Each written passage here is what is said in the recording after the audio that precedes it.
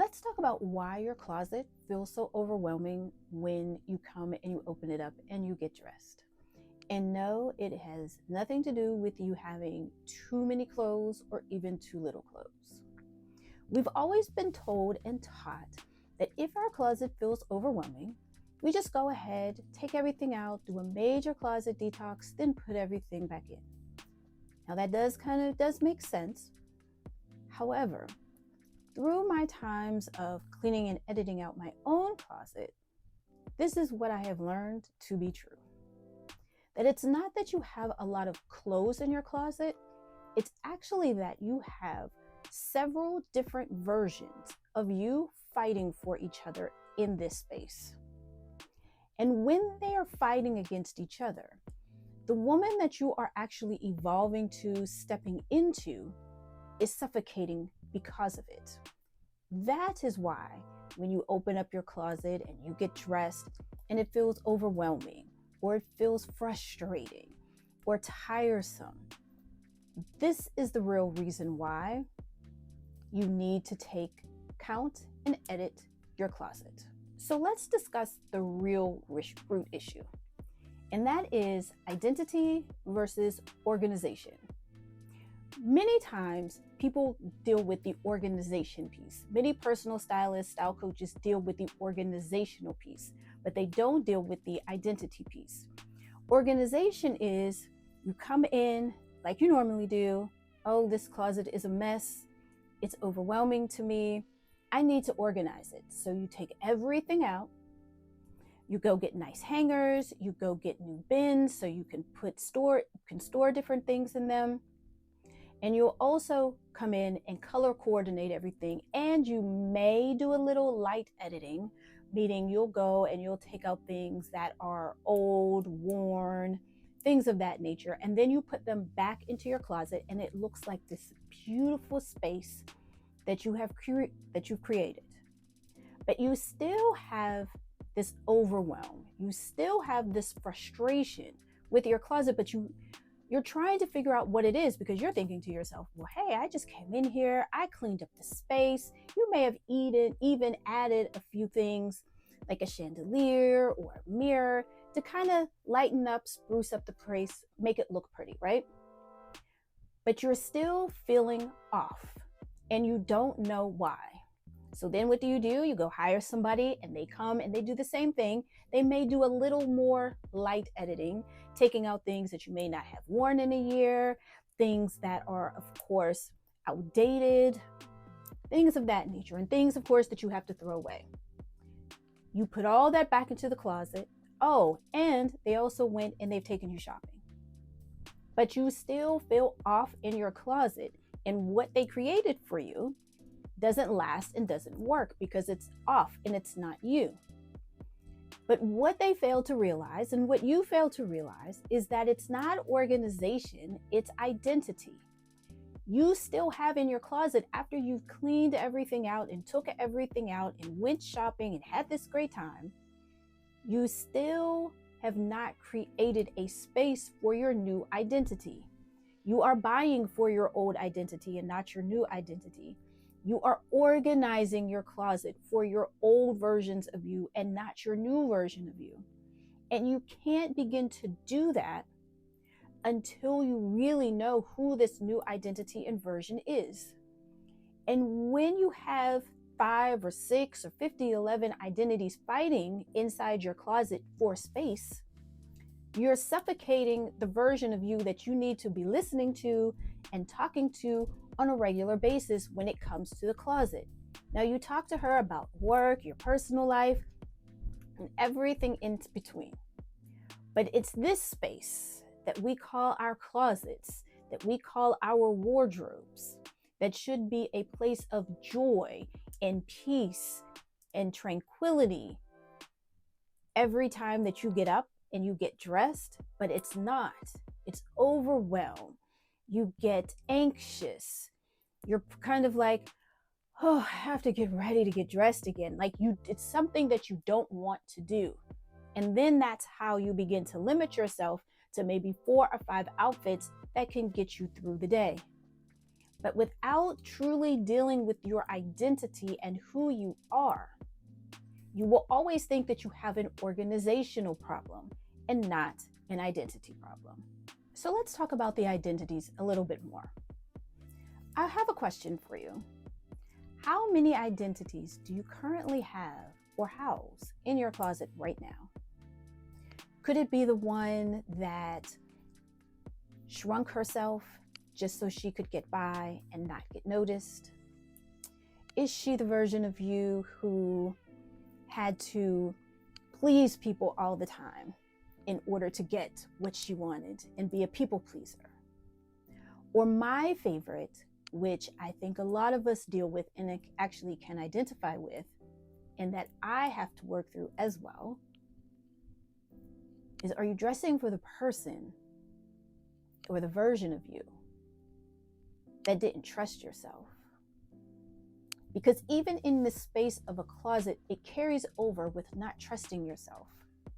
You're not trusting yourself with buying the right clothes. You're not trusting yourself with curating a style in a closet that is truly yours.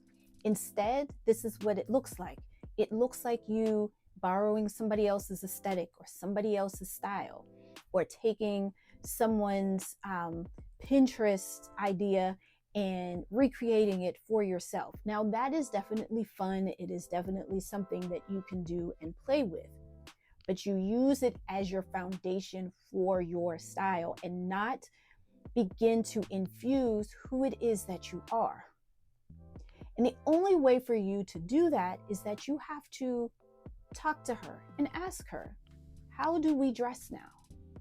Because all of the versions of you that are currently sitting in your closet have got you to this point, but they're not going to get you to the level to where you want to go. And that is where most of us get stuck, because we don't know where to go. We don't know the direction, but all it is just asking yourself, your version of yourself, what do we dress like? How do we show up and present ourselves to the world? Because as I've always said, this is the one space and the one part of you that you can always control, is how you show up. Because when you begin to wear the identity of the women in your closet that you have outgrown, it still relays a message of still shrinking yourself, not trusting yourself, being people pleasing. And people see that because our clothes give off a sort of energy. Our clothes are like an armor for us.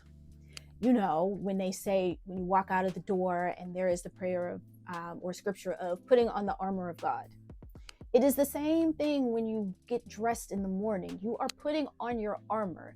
What clothes make you feel invincible, that make you feel confident, that make you feel happy, peaceful, joy even? And that doesn't mean, oh, I have to get a capsule wardrobe, especially if that doesn't work for you. And I'm sure many of you have tried to create one, had one. Heck, I've even done the same thing. But you have to begin to trust yourself enough and begin to trust yourself again in a way that you can go and come in here and begin to take out what no longer suits you or fits you anymore and build it from the ground up with the foundation that will support who you are becoming and who you are evolving into, to the next versions and chapters of you. And that is where you need to begin to put your closet first, not with organization, but actually with your identity. What does alignment with your closet look like now? It doesn't mean going out and buying a whole bunch of clothes. It doesn't mean that you have to be perfect. It doesn't even mean you need a capsule wardrobe if that's not who you are. And it also doesn't mean borrowing someone else's aesthetic, because it doesn't make you feel good. It's just the in thing to do. What alignment in your closet and putting your closet first looks like means every day when you come in and get dressed, you automatically know what to wear. You can literally walk in here with your eyes closed and pick out whatever it is you need to pick out, put it on, and be out the door. Because everything here in your closet is going to reflect who you are. And it won't matter what other people say, but people will take notice in the shift of your energy and your attitude, because you'll walk a little taller. You'll be a little bit more confident, not in just how you walk and present yourself, but how you speak to others, how you command a room. All of that takes place just by making a shift in realizing and actually putting your closet first when it comes to your identity. Because if you don't, will you get the next promotion or your next level of job? Well, probably. But wouldn't you like to change something that really, when you walk out of the door every single day, that you feel good about yourself and knowing that you're dressing for who you are right now and not having all of these parts of you, old versions of you, fighting? Because this is what happens if you don't make this shift. The version that you're becoming will get further and further and further and further away, because the identities that are fighting right now are suffocating this identity over here. And as it suffocates it, then you're stuck. And it might be years from now, months from now. And you're like, how do I get out of this? How do I get to the next thing? But here's what people tell you. They might tell you, oh, maybe you need another degree. Oh, you need to be better and do this type of skill set, whatever it is you may need. What about it is so simple as making the shift in where you get dressed, in your closet? Because even how you get dressed will begin to change. That you'll enjoy it again. It'll be peaceful again. It is when you come and get dressed, this will be a space where you can actually walk in and it will greet you every morning.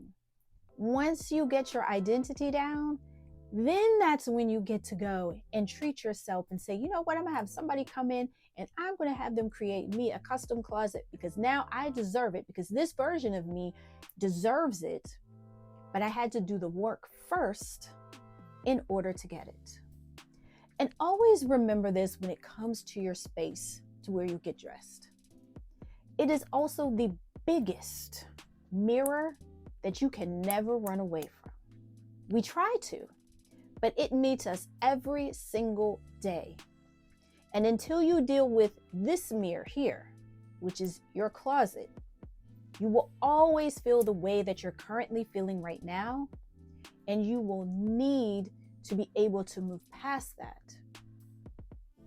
And once your wardrobe catches up with who you are, you'll literally be unstoppable. So as you're watching this and you're starting to get some aha moments where you're like, wow, I've never heard of that before. I wonder how I could do that for myself. Well, I'm glad you asked. The one thing I want you to remember when it comes to your closet is this is something that it's hard. It's not easy to let go of the former versions of yourself. And guess what? You don't have to do it alone. So that's why I've actually created what I like to call my Closet Edit VIP Day. Now, there is no shopping involved, so I do want to put that out there first. We will do a little bit of editing, but not a lot. What we do over this 2 to 3 hour time frame is we start with first alignment, and we begin to figure out exactly who you are becoming, and laying the foundation and the groundwork so that you can, and so that we can build a style on top of that. Because you cannot build a style on quicksand. Because if you do, you'll always be on this hamster wheel and you will always come back to the same place. So everything starts in your closet. So if you want to learn more, and if you're ready to take your closet and begin your style journey with putting your closet first and being able to usher in and unsuffocate, as I will say, if that's a word, your new version of you that is dying to come out, Click the link in the description of this video to learn more about my Closet Edit VIP Day. Your closet is not a storage space. We've been conditioned to think that. Instead, it's actually a mirror, and it is a reflection that you walk into every single day. And at some point, it has become overwhelming and you've been disconnected. Not because of the disorganization, because that is a byproduct of the actual root cause, because the root cause is actually identity. And once and until you begin to fully embrace the woman that you are evolving into, you will always come back to organization and not identity. And it's fear.